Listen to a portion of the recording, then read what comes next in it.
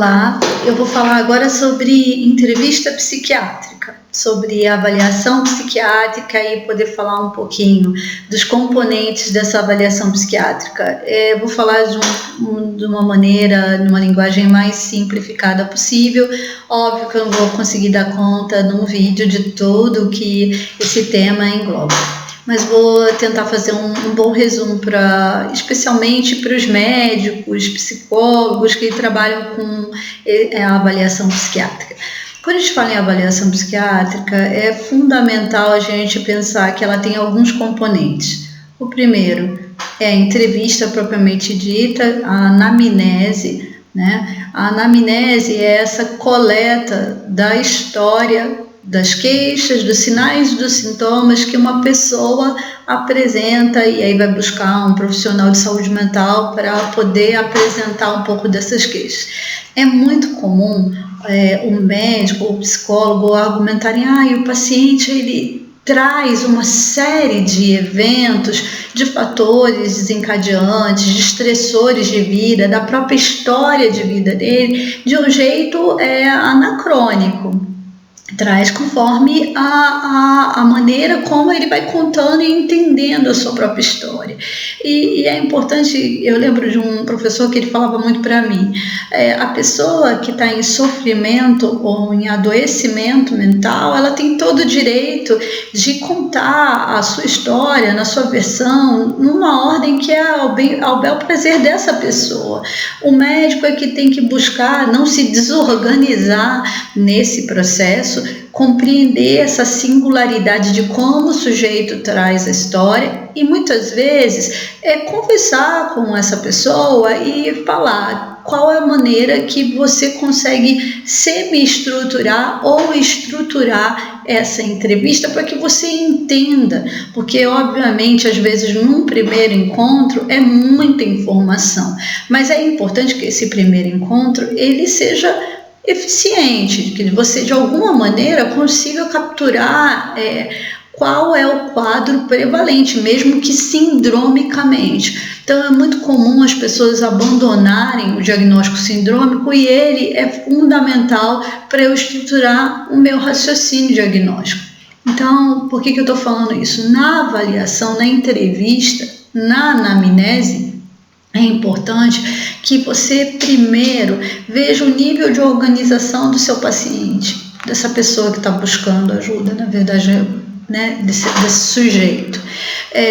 Ele está muito desorganizado, quer dizer, a pessoa está tão confusa, tão turbilhonada, tão agitada, que ela não consegue nem transmitir com muita clareza o que ela está sentindo, né, de um jeito mais assim organizado, ou ela está mais organizada. Pacientes mais organizados, a gente faz essa entrevista o menos estruturada possível, porque ele consegue contar para a gente a história com um nexo de início, meio e fim, de quando as coisas começaram e o que desencadeou, o que agravou. Né? Agora, pacientes que estão muito desorganizados, com um pensamento, com frouxidão de laços associativos, a pessoa está desorganizada, desorientada no tempo, no espaço. Quando você começa a perceber isso, você tem que ajudar e estruturar com perguntas que vão fazendo com que você compreenda qual é o problema dessa pessoa. Tá? Então, esse é um elemento importante. Como é que essa pessoa se apresenta? Mais organizada ou menos organizada? E aí você estrutura, semi-estrutura ou não faz uma entrevista estruturada, deixa a pessoa contar do jeito que ela mesmo vai dizendo para você a história. Outra questão importante na avaliação psiquiátrica, especialmente em pacientes graves, você ter, além da anamnese contada pela pessoa, que a gente chama de anamnese subjetiva, você colher a anamnese objetiva, principalmente em pacientes muito graves e em pacientes que têm um prejuízo da realidade, pacientes que estão psicóticos, delirantes ou com alucinações auditivas. A gente tem um relato do familiar né, ou de alguém que conhece há muito tempo a biografia dessa pessoa, né, porque não é incomum a gente ver o paciente contando uma versão da história por ele estar muito desorganizado, a história contada por familiares, por terceiros, ser bastante diferente e isso poder também ajudar você a estruturar, entender o que está acontecendo com a pessoa. Então, a anamnese subjetiva, a anamnese objetiva. Uma outra coisa muito importante quando eu colho a história, a psiquiatria ela não utiliza muito isso, eu utilizo muito, esse aprendizado da medicina de família e comunidade, é estruturar a lista de problemas ativos que o paciente tem. Quais são as queixas atuais? Em toda a anamnese médica, é fundamental você entender a queixa e a duração. Então, depois da identificação do paciente, e por identificação, o nome completo, idade, nível de escolaridade, estado civil, ocupação, a rede social com quem ele mora, de onde ele vem, né, há quantos anos ele está no estado atual que ele reside, né, o provento dele, né, se ele é uma pessoa que é autossuficiente ou está afastada do trabalho, esses dados na identificação são fundamentais. Mas logo depois, a queixa e a duração, porque é muito comum a pessoa trazer queixas que eram pregressas, que não são mais ativas, não são queixas ativas. Então, você tem que perguntar quais são as queixas prevalentes que mais incomodam no dia a dia do paciente, né? E aí, depois da queixa e da duração, caracterizar a história da doença atual, né? Então, há quantos anos, há quantos meses surgiram os sinais e os sintomas, o que deflagrou, se tem um desencadeante, um estressor, perda de emprego, separação conjugal, mesmo a promoção, né? Eu falei da perda de emprego, mas a promoção pode ser um fator estressogênico, né? E outros fatores que possam ser traumáticos ou percebidos como estressores para a pessoa. E aí você vai caracterizando os sinais e sintomas, insônia, o humor, sintomas físicos associados, e aí você caracteriza a história da doença atual. Depois, na avaliação, como toda anamnese médica, a história patológica pregressa, né? Essa pessoa teve algum antecedente de humor ou uma síndrome psicótica ou qualquer outra questão ao longo da vida dela?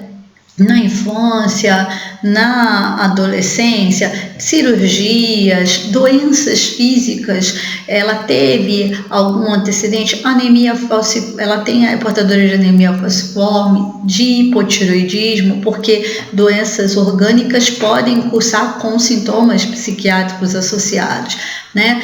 Depois a história do crescimento e do desenvolvimento, e aí é muito importante, a gente vai ter dados na anamnese objetiva, aquela que eu disse, escolhida com um familiar, que vai falar dados do desenvolvimento dessa personalidade do sujeito. Então, uma pessoa que ao longo de toda a vida teve um traço mais tímido, introvertido ou mais anancástico, uma pessoa mais com detalhismo, com uma certa psicorrigidez, ou uma pessoa mais realmente isolada, preferia não ter amigos, tinha uma socialização mais tímida. E aí você caracteriza dados do crescimento e desenvolvimento, também marcos importantes, se essa criança teve um sorriso social, teve crescimento e desenvolvimento esperado, conforme a idade, sentou, andou, falou, né, todos os marcos direitinho do desenvolvimento, cirurgias e por aí vai, né? Depois disso, eu tenho que fazer um exame físico. É muito frequente alguns médicos, isso é uma distorção muito grande, pensarem que o psiquiatra, e eu já li inclusive em alguns manuais de psiquiatria, delegar o exame físico para um clínico. né? Eu, como sou médica de família, acho isso muito ruim. O psiquiatra, ele prescindir da avaliação física. Claro, se a pessoa não se sente hábil, né, para fazer o exame físico ou fazer uma avaliação clínica, ela deve recomendar que seu paciente faça. Mas eu recomendo que todo médico, psiquiatra, faça o exame físico dos seus pacientes, né? Porque você vai avaliar doenças linfoproliferativas, muitas vezes por ver linfodenomegalia, né? Você vai ver aumento tireoidiano, né, doença de Hashimoto, que cursa muito hipotireoidismo e síndrome depressiva, outras tireoidopatias que cursam com flutuação do estado de humor, ora ansioso, ora mais deprimido, e anemias, né, estado de palidez. Quer dizer, fazer o exame clínico, o exame físico é fundamental, também com essa ressalva da questão do exame neurológico. Logo depois, a gente tem um procedimento muito específico da área de saúde mental, que é o exame psíquico. O exame psíquico é fundamental que seja feito com qualidade, com rigor, e ele avalia o status naquele momento do sujeito. Então, o exame psíquico, ele é uma ferramenta valiosa para eu tangibilizar, para eu tornar mais objetivo o que eu observei daquele sujeito naquele momento, e é uma ferramenta para avaliação evolutiva. Quer dizer, daqui a 3 semanas, 4 semanas, comparado o exame psíquico daquele momento anterior com esse agora, teve mudança? Em que dimensões do exame psíquico? A gente depois vai ter um vídeo só para exame psíquico. Então fica aí essa ênfase, que depois a gente vai falar de exame psíquico.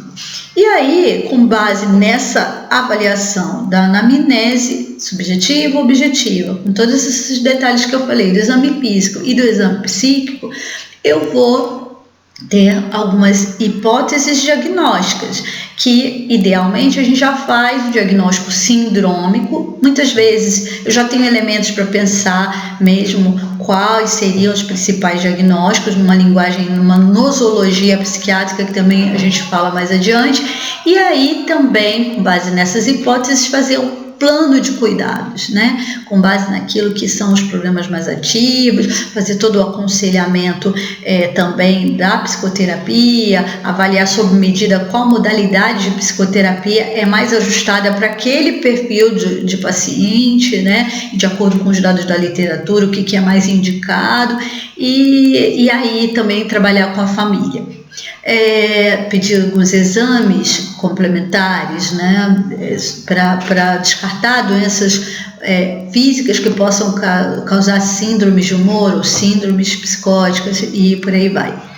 Então, basicamente, o vídeo é uma pincelada. Eu acabei falando alguns detalhes da anamnese. Eu espero que vocês gostem. Coloquem suas sugestões, o que ficou faltando, e a gente vai postando mais vídeos para dar informação.